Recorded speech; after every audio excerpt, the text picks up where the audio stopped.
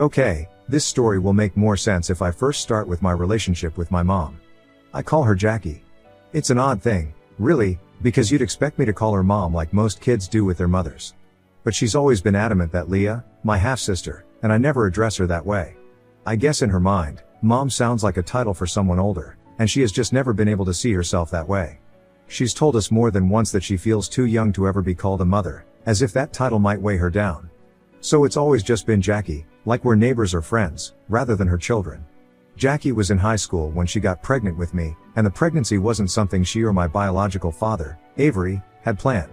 In fact, she always refers to it as an accident, a word that's weighed heavily on me over the years, whether she realizes it or not. Jackie and my dad were high school sweethearts, but they were young, reckless, and not exactly thinking about consequences when they ended up in this situation. When my dad found out Jackie was pregnant, he made it clear that he wasn't interested in being a partner to her. He agreed to pay child support and to only be there for me, but that was where his involvement ended. He wasn't going to play house with her or continue on with their relationship. This crushed Jackie, though she doesn't always admit it. She'd had expectations, however naive, of what their relationship might be like, and maybe in some small part, she believed that having a baby would make things more serious between them. But my dad didn't see it that way, and the reality of that shattered her. When I was born, things between Jackie and my dad didn't improve. In fact, if anything, they got worse. Jackie couldn't let go of the resentment she held toward him, and it showed every time he came around.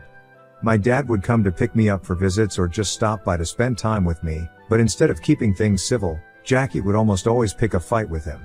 She seemed to look for reasons to argue, even when there wasn't anything to argue about. She would lash out at him, sometimes over small, petty things, and other times over bigger issues mostly centered around her anger that he didn't want to be with her. I was too young to understand what was really happening at the time, so I didn't question her whenever she spoke poorly about my dad. Jackie would say things like, "He doesn't love you enough to marry me," or "Fathers are supposed to take care of their families, and your dad's just a deadbeat." As a child, I didn't have the capacity to process what she was really saying. But as I got older, I started to see things differently. I began to realize that my dad wasn't the villain Jackie made him out to be. In fact, he was the opposite. He was consistent. He visited me every weekend without fail, always on time, and always eager to spend time with me. He never missed a child support payment, and I could tell that he genuinely loved being around me. I could feel that he cared about me, even if he and Jackie didn't have a good relationship.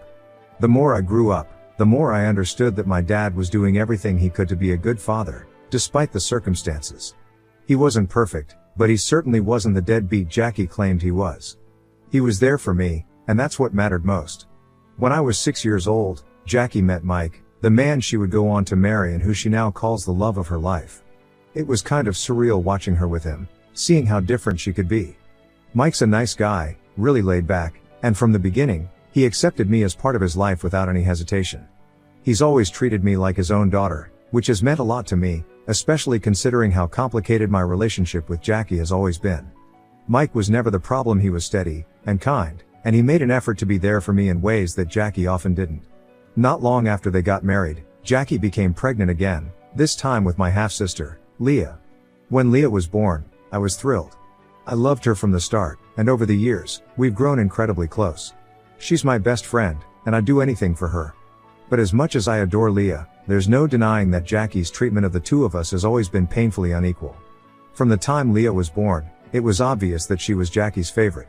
Jackie showered Leah with love and attention in a way that I never experienced. I would watch them together, Jackie lighting up around her, doting on her, buying her pretty little dresses with matching shoes, and making sure she had every toy or thing her heart desired. Leah was, and still is, the apple of Jackie's eye. Meanwhile, I felt like an afterthought. Jackie was distant, almost cold toward me. She would hardly ever spend time with me, and when she did, there was this underlying tension, as if my very presence bothered her. Of course, it made me jealous. How could it not? I watched my sister get all the love and attention I craved from Jackie, and it hurt. It's not like I didn't try to win Jackie's affection, I did. But my requests for things, whether it was something as simple as a new dress or a toy I liked, were usually ignored or brushed off. Sometimes, instead of getting something new, she'd hand me my cousin's old things and tell me I didn't need anything new anyways, and that I should stop wasting unnecessary money. It's hard to put into words how much that kind of favoritism can sting. It's not just about the material things. It's the emotional distance, the way Jackie seemed to reserve all her warmth and affection for Leah, leaving me to feel like an outsider in my own family. And even though I love Leah with all my heart, I'd be lying if I said it didn't hurt to see my own mother treat her so differently, as if Leah were her only child. Every year, when Leah's birthday rolled around, it was a big event celebrated with a level of extravagance that made it clear just how much Jackie adored her. The parties were always filled with decorations, gifts, and an excited crowd of family and friends.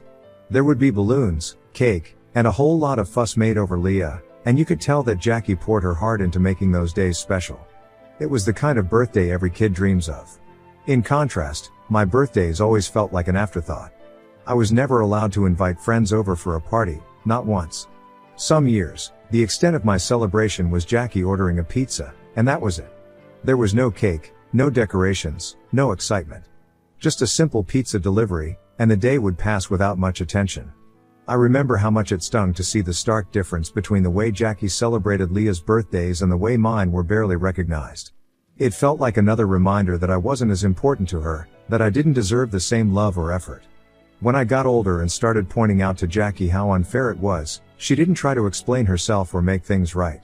Instead, she'd snap back at me with a cold response like, "Go cry about it to your dad," as if he were somehow to blame for the way she treated me. She'd say things like, "This is all his fault," shifting the blame away from herself and onto him as if her favoritism had anything to do with my dad's actions. It was her way of deflecting, of refusing to acknowledge the hurt she was causing. My dad, though, always tried to make up for it in whatever way he could. He knew how much birthdays meant to me, how special they should feel, and he never failed to be the first one to call me and wish me a happy birthday, right at midnight. He'd buy me gifts and try to make the day feel special, even if it wasn't the same as having a big celebration. He noticed, too, how differently Jackie treated me and Leah, and it upset him. I remember a couple of times when he tried to talk to Jackie about it. He wasn't confrontational, he just wanted to understand why she couldn't treat us both with the same love and care. But those conversations never went well. Instead of listening, Jackie would lash out, and it would quickly turn into a screaming match. She'd tell him to keep his opinions to himself and that he had no right to comment on how differently she raised Leah because she was married to Leah's father, not him. She made it clear that, in her eyes, the fact that Mike was Leah's dad gave her permission to treat Leah better. It was as if my dad's involvement in my life automatically disqualified me from receiving the same level of love or attention. That hurt more than anything. It felt like I was being punished for something that wasn't even my fault. When I went away to college, it became even clearer how little my presence really mattered to Jackie. If anything, I think she was relieved to finally have me out of the house. I noticed it in the way she acted like a weight had been lifted off her shoulders. She rarely called, and visits from her were practically non-existent. The few times I did hear from her, it felt more like an obligation on her part rather than any genuine desire to know how I was doing. Ironically, Mike, Leah, and my dad made far more effort to stay connected with me than Jackie ever did. They visited me more often, checking in to see how I was settling into college life and making sure I wasn't feeling too alone. It was comforting, but it also hurt to see how little my own mother seemed to care. The lack of love and attention from Jackie stung deeply, but I tried not to dwell on it too much. I kept hoping that maybe, in time, whatever issues she had with me and my dad would fade away, and we could eventually have some kind of normal relationship. It was during my final year of college that I met Lan, my ex-boyfriend. He and I became serious pretty quickly, and for a while, things between us were great. He was supportive and made me feel seen, which was something I didn't often experience with my own family, especially not from Jackie. When I graduated college, it was a big moment for me. My dad, stepdad, Leah, and even Jackie came to celebrate with me. But to be honest, Mike had to convince Jackie to come. I knew she wouldn't have shown up if it hadn't been for his persistence. Still, it meant something to have them all there on such an important day. That day, Jackie met Lan for the first time, and to my surprise, she seemed almost captivated by him. I didn't think too much of it at first, but then she started making these weird comments, like how she couldn't believe someone as handsome as Lan was with someone like me. The first time she said it, I tried to shrug it off. After all, I'd gotten used to Jackie making offhanded remarks that were more hurtful than she probably realized, or maybe she did realize, I'm not sure. Either way, I let it go, telling myself it wasn't worth the energy to confront her. But then she did it again. We were all having lunch together after my graduation ceremony, and right there, in front of Lan and the rest of the family, she made another similar comment, implying that I wasn't attractive enough to be with him and joked if I was perhaps his charity case. This time, It wasn't just hurtful, it was downright humiliating, especially because she said it in front of Lan. I could feel the embarrassment rising in my chest, and I wasn't going to let it slide again. So I turned to her, as calmly as I could, and told her that the way she was talking about me and my boyfriend was creepy and that I was more than just my looks. I wanted her to understand how inappropriate and uncomfortable her comments were, not just for me but for everyone at the table. Lan looked embarrassed by her comments as well. Even my dad, who usually tried to stay out of confrontations with Jackie, was clearly annoyed. He shot her a few warning glances, probably hoping she'd get the message and stop before things escalated. I could tell he didn't want to make a scene in front of Lan, but he was just as upset as I was. It wasn't just a small, thoughtless comment, it was another example of how she always seemed to find ways to put me down, even during one of the most important moments of my life. Apparently, after that graduation day, my mom and Lan became Facebook friends, which took me by surprise. Lan told me that she had sent him a friend request and he asked if it was okay for him to accept. I didn't want to make a big deal out of it, so I said it was up to him. He accepted her request just to be polite because he knew as well as I did, that if he didn't, she would bring up this issue in front of everyone else if she ever saw him next. It did feel odd to me that my mom, who had barely shown any interest in my life while I was away at college, suddenly wanted to stay connected with my boyfriend on social media. Over the 3 years that Lan and I dated, my mom maintained a polite, if distant, relationship with him. She would check in on him every now and then, leaving the occasional comment on his posts or sending him brief messages on FB. It wasn't anything overtly suspicious, but there was always an air of familiarity between them. Jackie never gave me the kind of attention, but with Lan, she seemed more engaged. During my relationship with Lan, he did point out to me once or twice about how he felt my mom was outright jealous of me and my life. He started pointing out all the little ways Jackie acted around me that made it seem like she was in some kind of competition with me, whether it was the way she belittled me, her tendency to dismiss my accomplishments, or even her weird fixation on my relationships. I was taken aback. Jealous? Of me? The idea had never crossed my mind, and I had always chalked up her behavior to general hostility or unresolved issues with my dad. But Lan was insistent. He could see it from the outside, the way she would subtly undermine me, and how she seemed almost bothered by the idea of me being happy with someone or successful in my career. At first, I resisted the idea. It was hard to accept that my own mother could feel something like jealousy toward me. But the more Lan brought it up, the more I started to notice the patterns myself. Whether it was about my looks, my relationships, or even my achievements, Jackie always found a way to make me feel smaller. And when I thought about it from the perspective that maybe, just maybe, she was jealous, it all started to make sense. After that realization, I began to grow more cautious around Jackie. I found myself guarding my emotions more tightly, not letting her comments get under my skin as much. I wasn't sure what to do with the knowledge that my own mother might be jealous of me, but it definitely changed the way I interacted with her. I couldn't look at her behavior the same way anymore. What once felt like indifference or coldness now seemed more like a twisted sense of competition, and that thought, more than anything, made me distance myself emotionally from her even further. Lan and I broke up after 3 years of dating. Our breakup was pretty amicable. We both knew that while we cared about each other, our lives were moving in different directions, and it was time to part ways. We promised to stay friends, to keep in touch, but, as is often the case, life got in the way. I got busy with my own life, and Lan did the same. Before long, we lost touch completely, and that chapter of my life quietly closed. Then, 2 years ago, I met Phil, and everything changed. He was and still is everything I could have ever wanted in a partner. Phil is kind, and thoughtful, and makes me feel valued in ways I hadn't experienced before. With him, things felt right. We talked openly about our dreams and our future, and for the first time, I started to see a real path toward the kind of life I wanted, a life filled with love, stability, and eventually, a family. I'm truly happy with him, something I don't take for granted. This year, we found out that I was pregnant. It wasn't something we had planned for right away, but it wasn't an unwelcome surprise either. Phil and I had always dreamed of starting a family, and while the timing may have been unexpected, the excitement was real. We were overjoyed and immediately began planning for this new chapter in our lives. The first thing we did was get married. It was a small, intimate ceremony, just close friends and family. Leah, of course, was my bridesmaid. Having her by on that day meant the world to me. Jackie, my mom, attended the wedding, but throughout the ceremony, I could sense her disapproval, though I wasn't entirely sure why.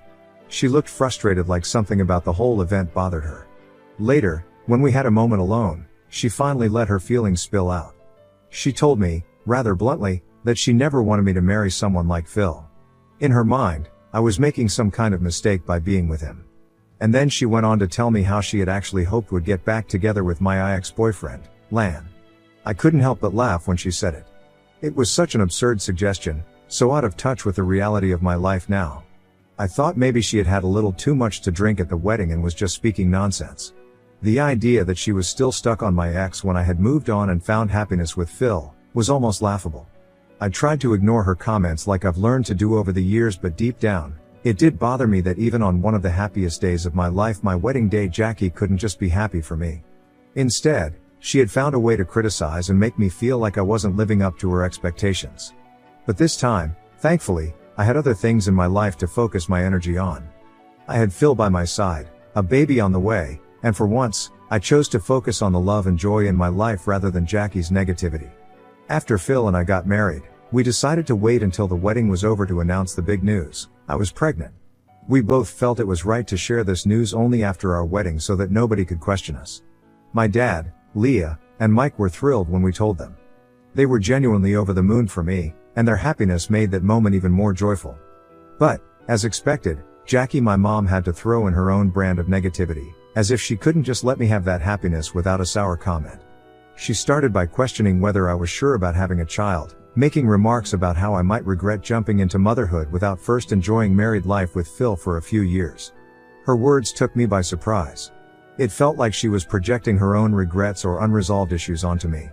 I couldn't believe that, even in this joyous moment, she couldn't support me without making me second-guess myself.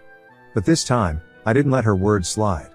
I was becoming a mother, and the thought of her trying to belittle or overshadow my happiness, and worse, potentially doing the same to my child, made me stand my ground in a way I never had before. I calmly reminded her that I was not her and that I would never regret having a child with the man I love. I made it clear that no matter what the timing was, I had no doubts about becoming a mother. For so long, I had let her walk all over me, picking apart my decisions and making me feel small. But this time was different. I wasn't going to allow her to manipulate or undermine me anymore, especially when it came to my family. That's when Jackie revealed her true feelings. She said that she couldn't believe that I, the daughter she had always treated as second best, was the first to get pregnant and give the family its first grandbaby, and that she had always expected Leah to win.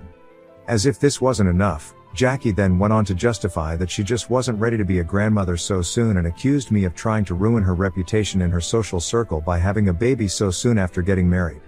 Hearing her say that was like a slap in the face. Not only did she outrightly insult me, but now my pregnancy, my joy, was somehow an inconvenience to her image. It was a shocking display of selfishness, even for Jackie. She wasn't worried about me or my future as a mother, she was only worried about how she would look to her friends. At that point, I had had enough. I firmly told her that if she truly felt that way, she wouldn't have any role in my child's life. I told her that if her reputation was more important than being a supportive mother and grandmother, then she was officially banned from my child's life, and I would be going no contact with her. The conversation quickly escalated into a huge argument, with emotions running high on both sides, but I asked her to leave. Ever since then, Jackie has been sending me multiple messages trying to guilt-trip me into apologizing to her for my outburst. She says she just wanted to be truthful about how she felt and has accused that my pregnancy hormones have made me overly sensitive. She thinks as my mother she has every right to voice doubts about my quick marriage and pregnancy. Ida, if I just cut Jackie off from my life after the way she has treated me? Update 1. It's been a week since my last update. So, in the end, Jackie had no choice but to back down. Leah and Mike apparently called her out for being insensitive towards me and asked her to let this matter go. It seems, for the first time, Jackie has also realized I was serious about cutting her out of my life and understood that I wouldn't tolerate her toxicity anymore, especially when it came to my child. She has reluctantly apologized to me, promising not to be so negative about my pregnancy or my marriage again. Update 2. Well, buckle up because I have got an update for y'all that I could have never seen coming. 3 days ago, Leah threw me a beautiful baby shower. Everything was perfect, just as I had imagined. Jackie, of course, was present, though she seemed unusually nervous that day. I noticed that she kept glancing at the door as if she were expecting something or someone. The moment the doorbell rang, everything changed. Jackie practically jumped off the couch and made an announcement to the room. She had a surprise for everyone. I had no idea what to expect. I thought it might be something small, maybe a gift or a guest I wasn't expecting, but I could never have predicted what would come next. To my complete shock, it was Lan, my ex-boyfriend. He looked beyond uncomfortable, clearly out of place, as my mom dragged him into the room, parading him in front of everyone like some bizarre spectacle. I was completely confused. This was my baby shower, my special day, and yet here was my ex, standing in front of me. I couldn't understand what was happening. My mom then told me how she had talked with Lan for weeks and had convinced him to finally show up and give me a second chance. She then looked at me and told me that she knew how I was settling for less by being with Phil, but that I did not have to worry anymore as Lan was here for me. Suffice it to say, my guests were all horrified, exchanging shocked glances after hearing what my mom had to say. I kept looking from my mom to Lan, trying to comprehend what was unfolding. That's when Lan, looking both embarrassed and apologetic, started speaking. First, he apologized for interrupting the baby shower and told me how he never wanted to be here, which only added to the confusion swirling in my mind. Then he continued to tell me how my mom had hounded him on Facebook, sending him relentless messages, wanting him to profess his undying love for me. She was convinced that he and I were meant to be together and that I was making a terrible mistake by having a baby with Phil. My mom, in her deluded state, had told him that I was wasting my life by becoming a mother so soon and that she wanted him to take me away. The whole thing was so absurd, I could hardly believe what I was hearing. Lan explained that he had no intention of rekindling anything between us, but he felt like he needed to come and tell me, face to face, just how vile my mother had been acting behind my back. He was there to expose my mother's manipulative behavior. As he spoke, I could feel the tension in the room rise. Everyone was staring at my mom, whose face had gone bright red with embarrassment.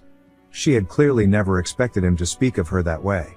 Lan then turned to Jackie, and with a firm voice, he told her she needed to stop messaging him. He said she needed to move on with her life and had no right to sabotage my baby shower or my life. I could see the anger and humiliation on my mom's face, but for once, she didn't have a snappy comeback or a defense. Lan continued to tell her that he had always known her to be jealous of me and that he was very disappointed to see that she had never changed even after all these years. Jackie stood there, speechless, as the weight of her actions became apparent to everyone in the room. After Lan had finished, he turned to me and apologized again. He said he was sorry for the disruption but felt it was necessary for him to reveal the truth about my mother's behavior as he wanted me to see the true face of Jackie. Before leaving, he handed me a small gift he had brought for my baby, which was really sweet of him. Despite the awkwardness of the situation, I thanked him for coming and for having the courage to tell me what was going on. Without his honesty, I don't know if I would have ever believed that my mom could do something like this, plotting behind my back, trying to continue to sabotage the most important moments of my life. After Lan left, the room was filled with an uncomfortable silence, and all eyes were on my mom, who looked like she wished she could disappear. She was on the verge of tears, overwhelmed by humiliation. I could hardly believe what had just unfolded. My own mother had tried to undermine me in the most hurtful way imaginable. That moment solidified everything I had long suspected, that my mother wasn't just difficult or critical, she was actively working against me, driven by her own insecurities and jealousy. Since then, both me and Leah have had no contact with Jackie. The rest of the family who were also present during my baby shower have spread the word around and no one wants anything to do with my mom now. My dad has threatened Jackie to stay as far away from me as possible. I am still unable to comprehend the lengths my mother can go to try to sabotage my life. Update 3, it's been 8 months since my last update. For everyone asking, our baby was born healthy and is doing well. Phil and I are great. Leah, my dad, and Mike have visited us several times and we all meet up regularly. None of us are still not in contact with Jackie. Mike is currently separated from her. It turns out that after he found out and confronted her about everything, she refused to apologize to any of us and tried to justify her behavior. He finally realized that if she could treat me, her own daughter, in such a horrible way, then there was no guarantee that she wouldn't do the same to him or anyone else she claimed to care about. Her selfishness knows no bounds, and he understood that he was better off without her.